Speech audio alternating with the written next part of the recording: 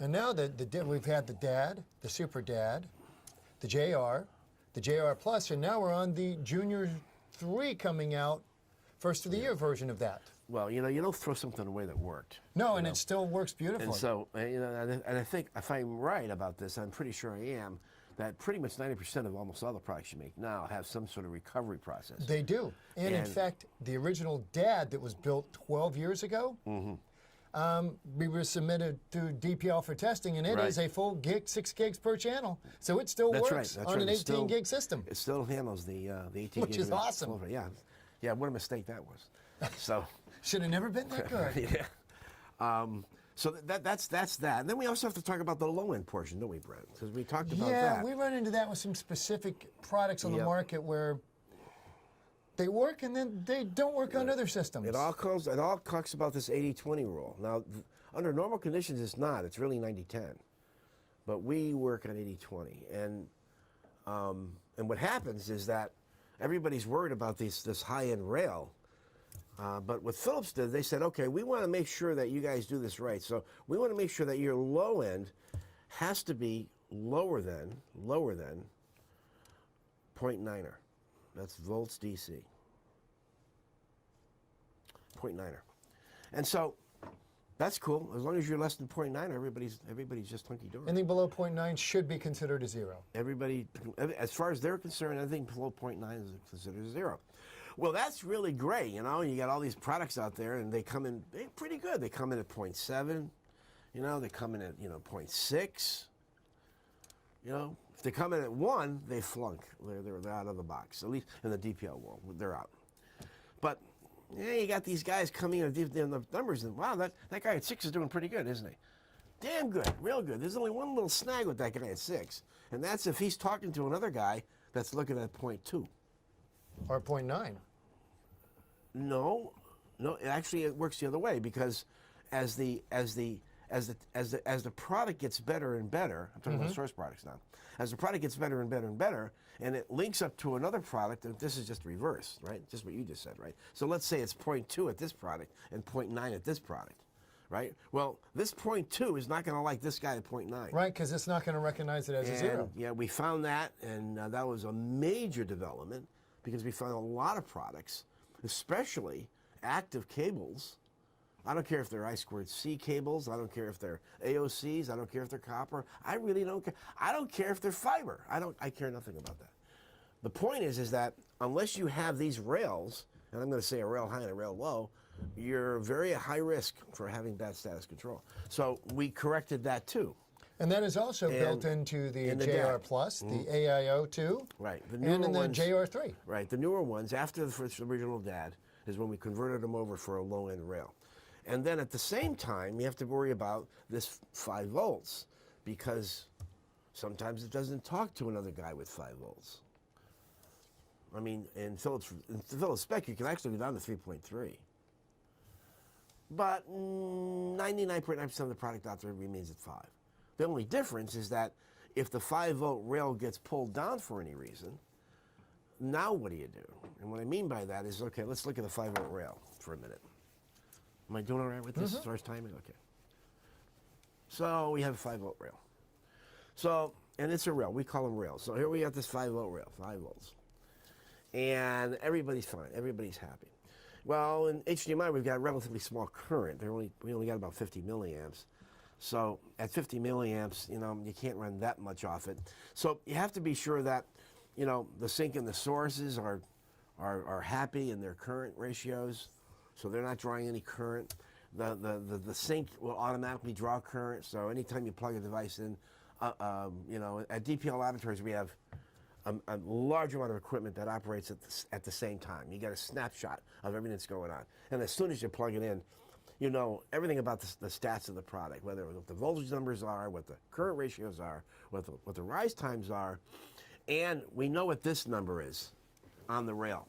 And that number could vary between it could be 5, it could be 4.7, it could be 4.1, it could be a lot of different variables depending on what it is. And as soon as we plug that in, we've got sinks that we plug that into that immediately pull 10 milliamps right off the bat.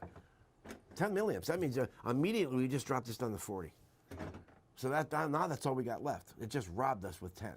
Well, if somebody does a no-no and starts pulling a little bit too much more current, this current's going to get so high that this power supply in the bus is not going to be able to support that.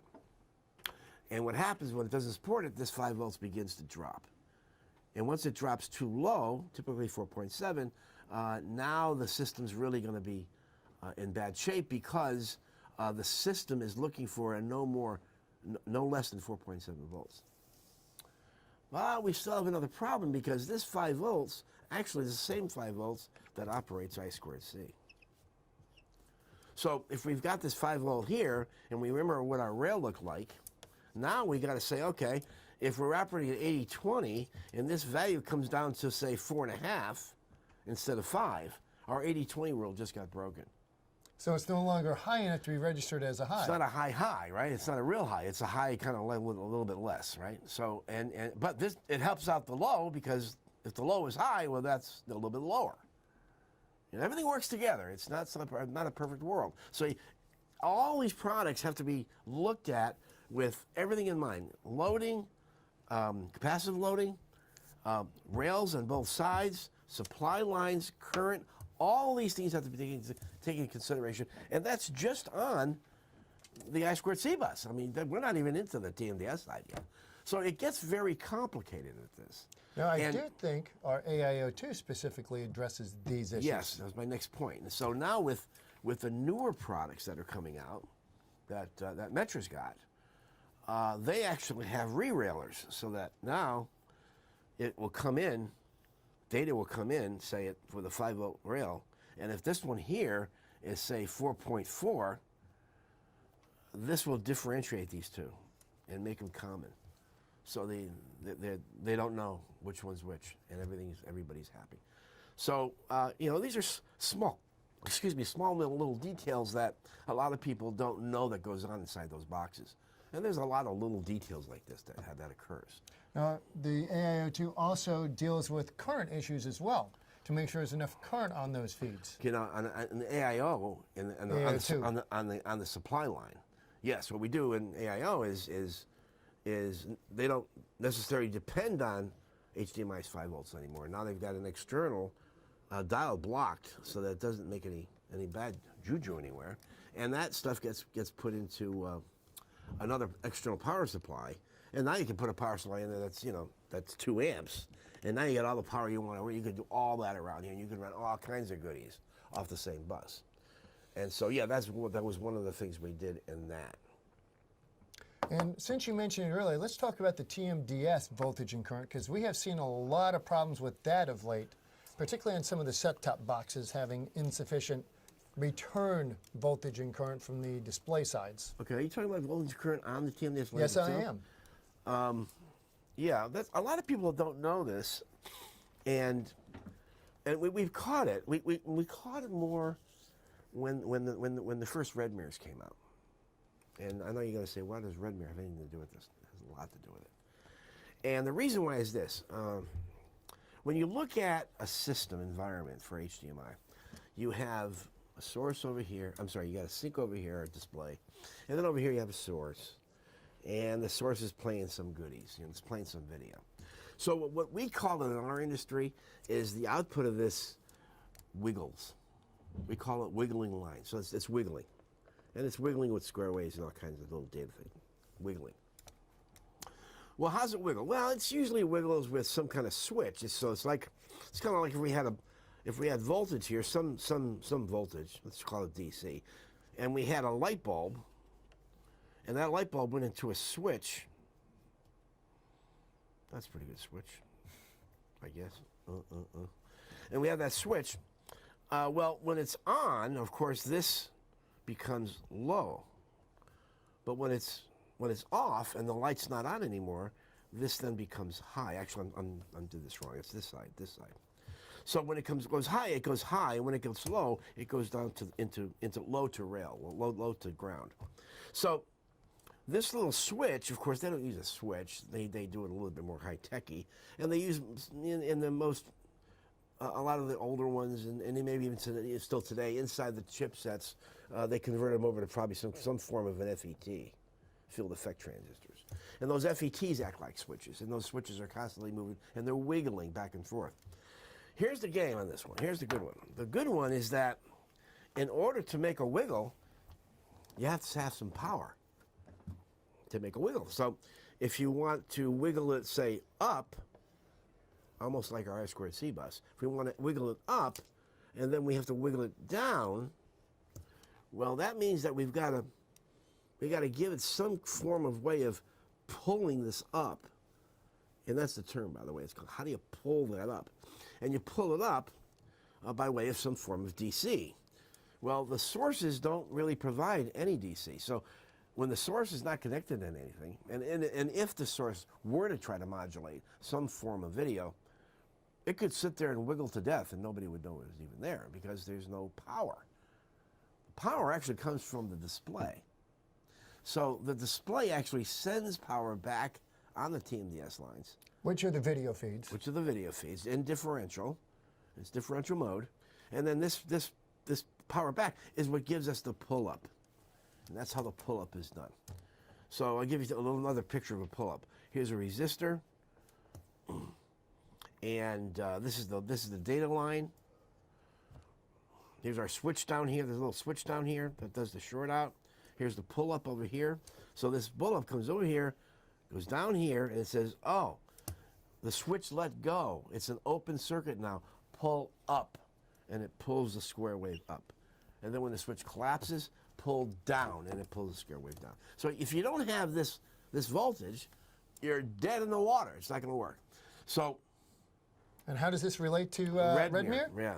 So this is where it really got cool because Redmere had to somehow, remember the Redmere part is an equalizer, right? It's an inline equalizer into your cable. So that means that cable has to be, here's you got this cable going along, and then in there's some form of amplifier, and then that amplifier goes out into the TV set. Well, okay, how are we going to get this DC that's sitting over here, 3.3 volts, how are we going to get that back over here? We got this in the way. So they had to contend with that, and they did. They did that by actually doing their power harvesting. They actually picked power off the bus to power the unit because it doesn't use external power. And then they powered it also by the 5-volt supply line, which really was a no-no, but they did it anyway. And they took some of this bias and they brought it over here, and they built a pull-up. So they actually supplied their own pull-up on the inside or the input side of the Redmere. And that worked out really great, except some of them would come in as low as 2.2. Some of them 2.3. We found out that, if you're not doing 2.6 or so, you're going to be on the edge there. So now we've got to be concerned about, is this voltage going to maintain enough voltage to handle the pull-ups? And so in both devices. In both devices, so that we're always watching this pull-up current and how much is being sucked out of that thing. That may hurt that pull-up. And of course, that pull-up, there's 8 of these pull-ups. There's 8 of them because there's 2 per channel. Think about it as stopping at the bar on the way home and spending your rent money on beer. Yeah, well, that's maybe what you do, right? I don't know.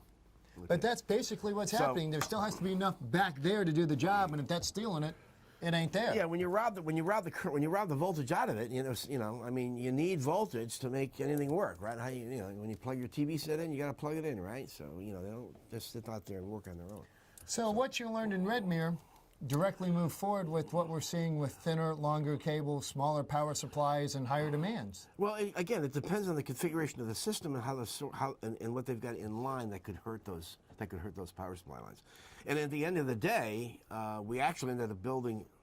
I believe it's in the AIO. The ACVS was the original one. Is that what it was? Yeah. Right. We're actually, just in case somebody didn't do their job, there was a product that was designed with its own built-in pull-ups, so that if you're at 3.3, nothing would happen.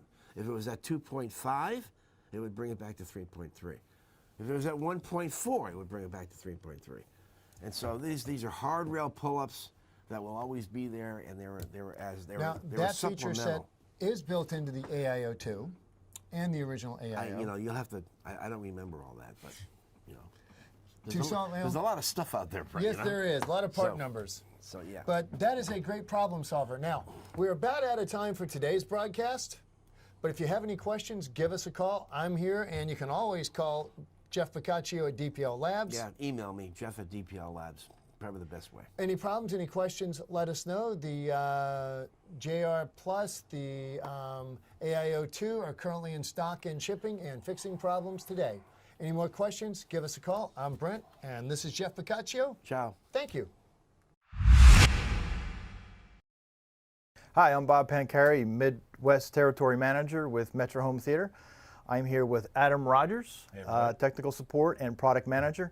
We'd like to invite you to the AWA training at 350 North York Street, Elmhurst, Illinois, where we'll be talking about some HDMI questions and HDMI issues, basically HDMI 101. Yep, so we're going to be talking about 8K. We're going to be having an HDMI 101, kind of just a question and answer thing going on. Be kind of like a little live tech support session. So if you have any questions from being out in the field, I'll be there to answer any kind of questions you might have. And again, Bob and myself will be there at that. We'll be at 350 North York Street in Elmhurst, Illinois.